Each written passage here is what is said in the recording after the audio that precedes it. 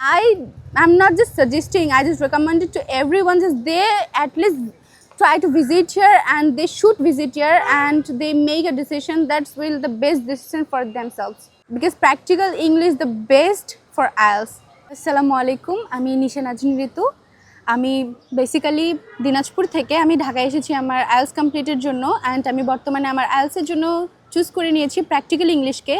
All of the things আমি অনেক ধরনের আগে পেজ ঘাটছি, দেন হচ্ছে কোথা থেকে আইএলস করলে বেটার হবে। ঢাকায় যেমন অনেক রিনাউন্ড হচ্ছে আইএলস প্লেসেস আছে বর্তমানে, অনেকেই এটাকে মনে করে হচ্ছে বিজনেস হিসেবে নেয়, অ্যান্ড অনেকেই স্টুডেন্টসদের ড্রিম ফুলফিল করার জন্য নেয়। সো আমাদের উচিত এই জিনিসগুলোকে আগে বেছে নেওয়া, যে কোনটা আমাদের জন্য বেটার হবে এই জিনিসগুলো চিন্তা ভাবনা করে। তো আমি যখন অনেক কিছু চিন্তা ভাবনা করি আমার সারাউন্ডিংসে, ঢাকায় এসে বিভিন্ন প্রতিষ্ঠানে যাই, যখন এগুলোতে গিয়ে আমি দেখি, তারপরে আমার কাছে মনে হয় যে practical English is the best for us, because they teachers us like the family, they are belongs like the family. Because এখানে যখন আমি আসি, আমি এখানে সকাল থেকে রাত অবধি থাকি।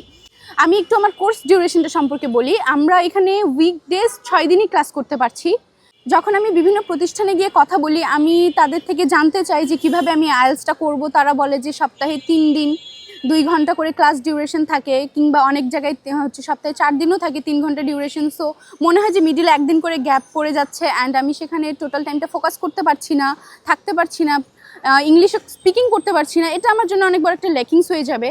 তারপরে একদিন আমি যখন ফোন স্ক্রল করি, লাইক আমি ফেসবুকে ঈশা ম্যামের ভিডিওস দেখি, সেখানে প্র্যাকটিক্যাল ইংলিশকে নিয়ে একটা কনভারসেশন মেক করা হচ্ছিল। তারপরে আমি প্র্যাকটিক্যাল ইংলিশে আসি, যখন এখানে এসে কথা বলি, আই ওয়াজ জাস্ট টোটালি কী বলবো, আমি জাস্ট বলার ভাষা খুঁজে পাইনি। কজ এটা অনেক অ্যামেজিং একটা প্লেস ছিল আমার জন্য।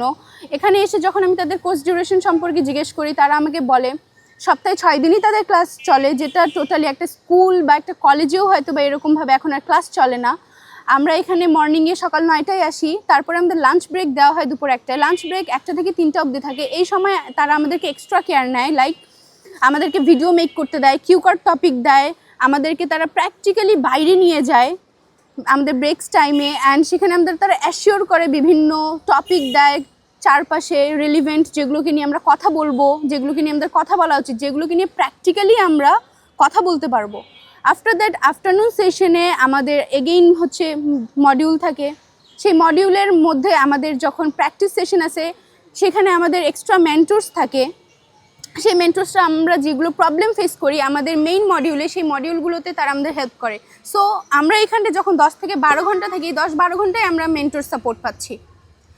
এরপরে আমরা ইভিনিংয়ে সেমভাবে এখানে আমাদের প্র্যাকটিস সেশন চালু করি, অ্যান্ড আমরা যদি চাই এখানে রাত 8টা-9টা অবধি আমরা থাকতে পারি। আমাদের ক্লাস রাত 8টায় শেষ হয়। তারপর আমরা 1 ঘন্টা চাইলে এগেন আমাদের মেন্টরসরা এখানে থাকে আমাদেরকে সেই সাপোর্টটা দেওয়ার জন্য, যেন আমরা সারাদিন এখানেই পড়াশোনা করতে পারি, অ্যান্ড খাওয়া দাওয়া অল ফেসিলিটিস নিয়ে যেন আমরা বাসায় গিয়ে সুন্দরভাবে একটা ঘুম দিতে পারি, অ্যান্ড এগেইন এসে যেন ফ্রেশ আপ হয়ে পরের দিন আমরা এখানে আমাদের আইএলস ক্লাসটা করতে পারি। সো অ্যান্ড ফ্রাইডেতে তারা আমাদেরকে লটস অফ হোমওয়ার্কস দিয়ে দেয়, অ্যান্ড কীভাবে কী করতে হবে প্রিপারেশন নেওয়ার জন্য সব কিছু টপিকস দিয়ে দেয় সুন্দরভাবে।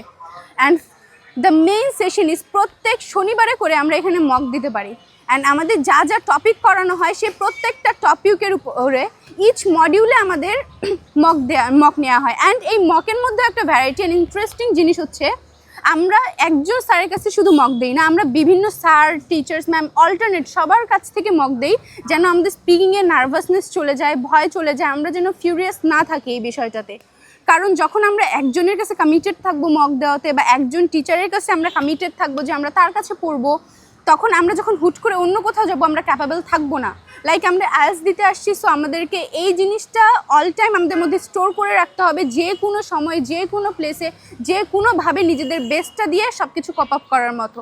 সো আমি মনে করি is the best thing for us that আমরা শনিবারে এখানে মক দেই, and speaking terms that's the best thing for the practical English, cause আমরা এখানে bound to speaking in English.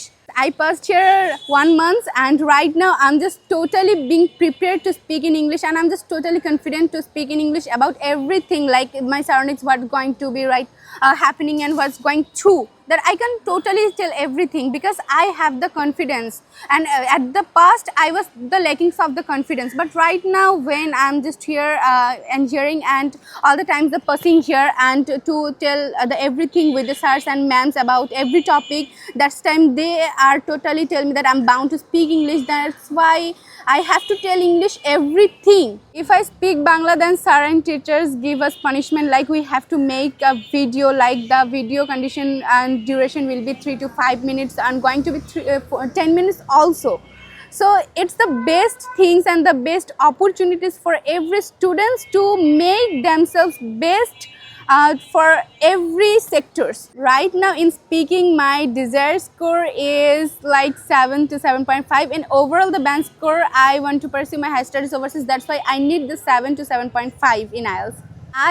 I'm not just suggesting, I just recommend it to everyone, just they at least try to visit here, and they should to visit here, and they make a decision that's will the best decision for themselves, because practical English is the best for IELTS.